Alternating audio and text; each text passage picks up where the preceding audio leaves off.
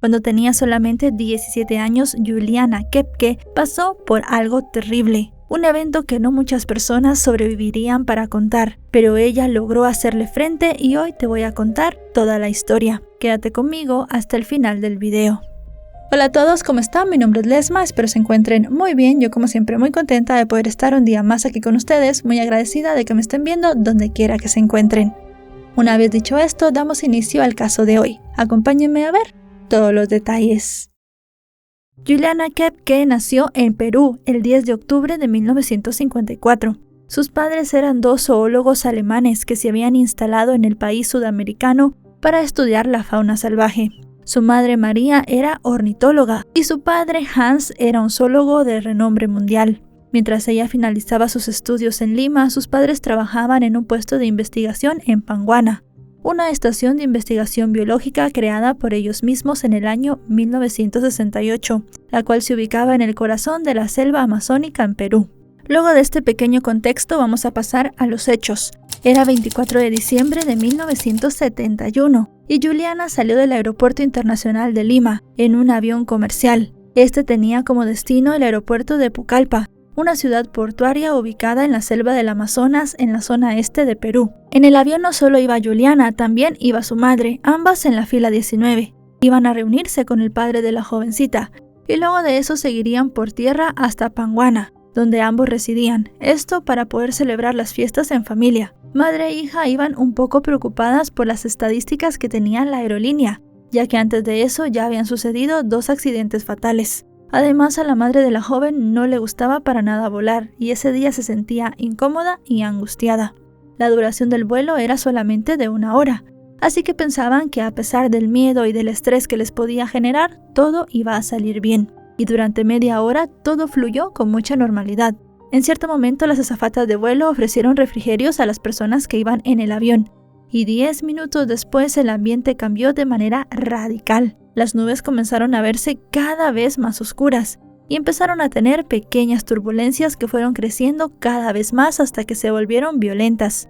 El avión comenzó a dar saltos para arriba y para abajo, y se comenzaron a observar relámpagos desde las ventanillas. La aeronave en ese momento volaba a unos 6.400 metros de altura y se topó con una zona de tormentas eléctricas y turbulencias extremadamente fuertes.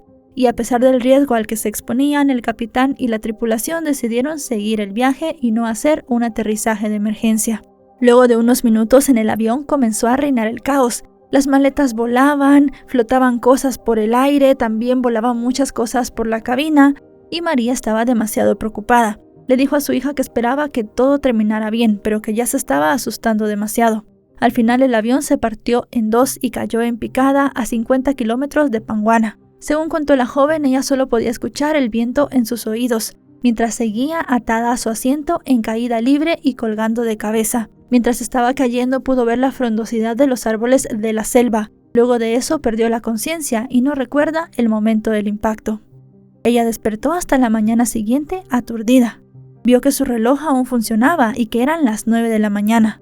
Tenía una conmoción cerebral y un estado de shock, pero lo único que quedaba claro era que había sobrevivido a un accidente aéreo. Pero desde ese momento las cosas no se volvieron más fáciles, sino todo lo contrario. La joven se dio cuenta que estaba en medio del bosque, estaba aturdida y no entendía lo que pasaba. Miraba con asombro las copas gigantescas de los árboles y también la luz que hacía brillar todo lo que estaba a su alrededor. Había perdido sus anteojos y los necesitaba ya que sufría de miopía. Le faltaba una de sus sandalias. Estaba tirada en la tierra y tenía un vestido sin mangas. Tenía la clavícula rota y una herida muy profunda en la pantorrilla. También un ojo inflamado y una vértebra estirada en su cuello, un brazo fisurado y muchos raspones en brazos y piernas.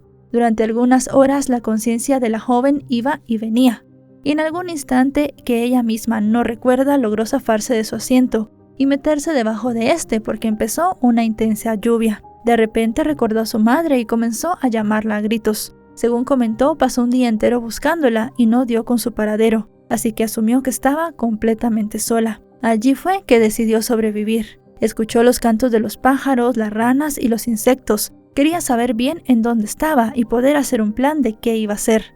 Con los sonidos de los animales que ella reconocía, se dio cuenta que no estaba muy alejada y que no era un hábitat del todo desconocido. pero estaba expuesta a los peligros que siempre hay en la selva. En esta había caimanes de 2,5 metros, serpientes y arañas venenosas, abejas, enjambres de mosquitos y mantarrayas, así que tenía que ser muy cuidadosa. Comenzó una larga caminata por la selva del Amazonas en Perú. La primera noche que pasó sola fue clave para los siguientes días. Recordó todos los consejos que sus padres en algún momento le habían dado y comenzó a caminar al lado del río. Ella pensaba que allí seguramente conseguiría a alguien que la ayudara. La jovencita comenzó a caminar sin parar y en el cuarto día de su travesía encontró restos del avión. Vio 3 butacas con sus pasajeros aún con el cinturón puesto, una mujer y 2 hombres que habían aterrizado de cabeza y habían quedado enterrados a 1 metro bajo tierra. Solamente se alcanzaban a ver sus piernas que sobresalían del suelo. Ella no quería tocarlos, pero quería asegurarse de que esa mujer no fuera su madre. Se acercó, tomó un pequeño palo y giró un poco el pie de la mujer, de modo que se le pudieran reconocer las uñas. Estaban pintadas, así que suspiró, porque su madre no se pintaba las uñas. Y así continuó su camino. También encontró una bolsa de caramelos, que fue su única fuente de alimentos.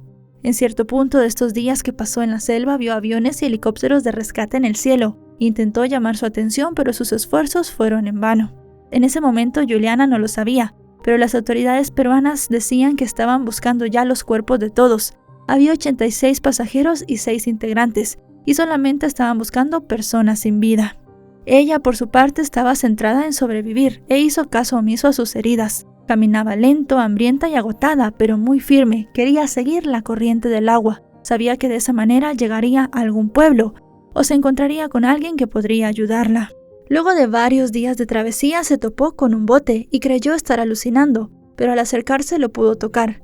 En ese momento ella en su herida ya tenía algunos huevos y gusanos que se habían incubado debajo de su piel. Ante el miedo de una posible amputación pensó que era urgente sacárselos. Esta herida estaba en el brazo, así que de alguna manera logró sacar estos gusanos con un remedio casero que su padre le había enseñado. Fue bastante doloroso, pero esto hizo que una buena parte de los gusanos salieran a la superficie. La chica decidió descansar en una cabaña que estaba casi al lado del bote. Esa noche pensó que moriría. Se quedó dormida, pero la mañana siguiente escuchó algunas voces. Pensó que por la deshidratación estaba alucinando. Estaba hambrienta, tenía mucho cansancio y además estaba en un estado pésimo de salud. Pero las voces eran reales. Se trataba de 3 misioneros que vivían en aquella cabaña. Juliana les contó a los hombres lo que le había sucedido y estos la ayudaron. Se trataba de Beltrán Paredes, Carlos Vázquez y Néstor Amasifuen, unos peruanos que, como ya les dije, eran unos misioneros que vivían en el bosque. Ellos la llevaron río abajo en un viaje de 7 horas en bote, a un puesto de salud cercano donde se reencontró con su padre. Después del rescate que impresionó a todos, ya que como les dije se estaban buscando solamente cadáveres porque se creía que todas las personas habían fallecido, Juliane pasó algunas semanas recuperándose. Ambos se consolaban por la pérdida de la madre de la joven. Las indicaciones de la chica ayudaron a encontrar con los restos del avión, también con el cuerpo de su madre. Juliana y su padre se enteraron que la mujer había sobrevivido a la caída, pero a causa de sus heridas no había podido moverse y falleció luego de unos días. Unos meses después, la mujer viajó a estudiar a Alemania. En 1981 volvió a Perú, a la selva que tanto amaba. Y bueno, hasta aquí el video de hoy, un caso muy impactante. Este caso está teniendo ahora una serie en Netflix, así que la pueden ir a ver. Y pues realmente una historia de supervivencia muy importante.